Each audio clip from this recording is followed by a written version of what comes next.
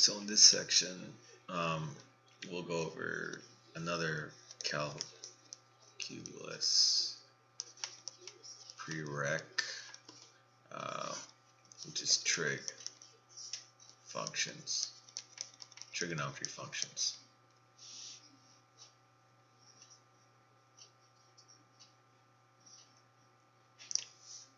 So there are 6 functions, trig functions, and they're related by the following: cosine, tangent of x is equal to sine of x over cosine of x, secant x is equal to 1 over cosine x, and you have sine of x is equal to cotangent x, which is cosine x over sine of x, which is equal to 1 over tangent x. And we have cosecant equal to 1 over sine of x. Now you may be thinking this is a lot, but really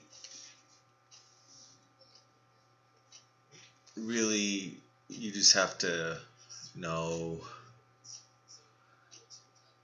just the main 3: sine, cosine, and tangent, right? Because what we have here is, if you know, basically if you know cosine, the opposite of cosine essentially is sine, right? The opposite of tangent is cotangent. You just need to know that tangent is sine over cosine, then 1 over this. So if I say 1 over this is the same as a cotangent right here.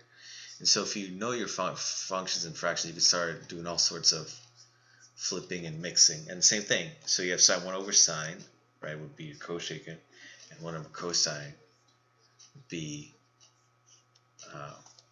your secant.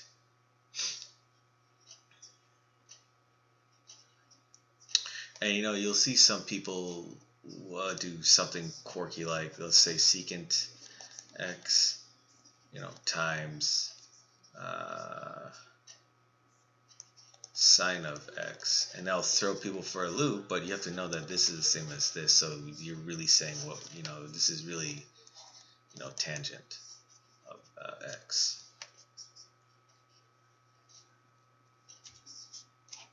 Oops, let's see, control, okay. And these trig functions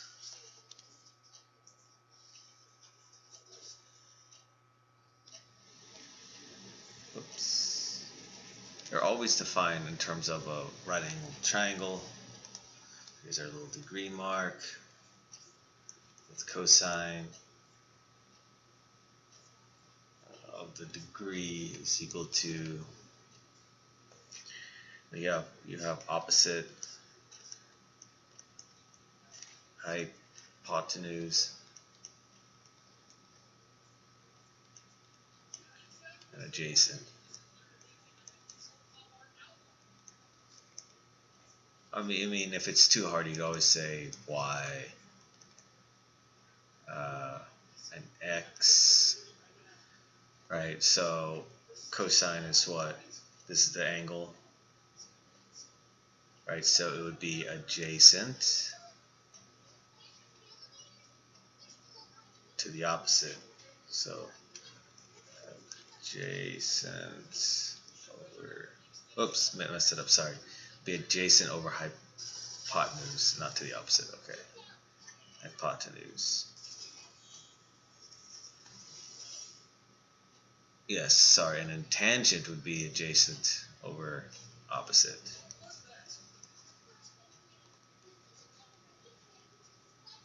Oh, sorry, opposite over adjacent. Whoops.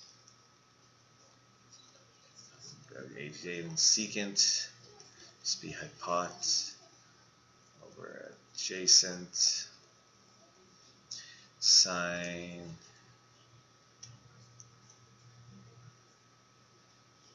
the opposites. Hypotenuse, cotangent, adjacent or cotangent, just the inverse of that, and cosecant. So let's see, it's just hypotenuse over opposite.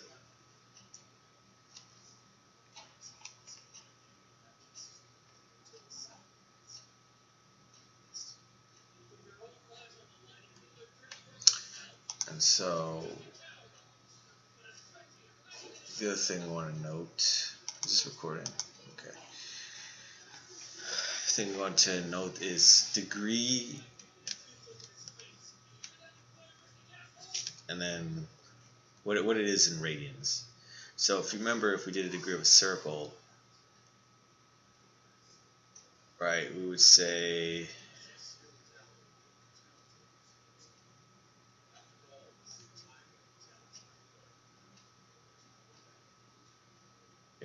pi and 2 pi, if you remember that. So those are radians. In calculus, typically everything is done in radians, not in degrees. You may be able to translate it, but everything's done in radians. So let's do a quick translation. 90, 80, 270, 360.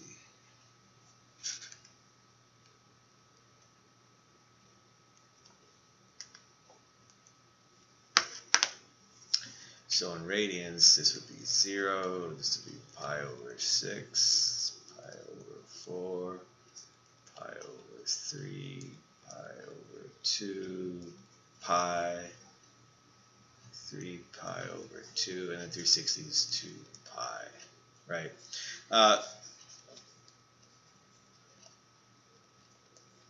That's the best you could do, and then it'll become really intuitive once you see how these problems are laid out when you look at them in terms of the circles, essentially.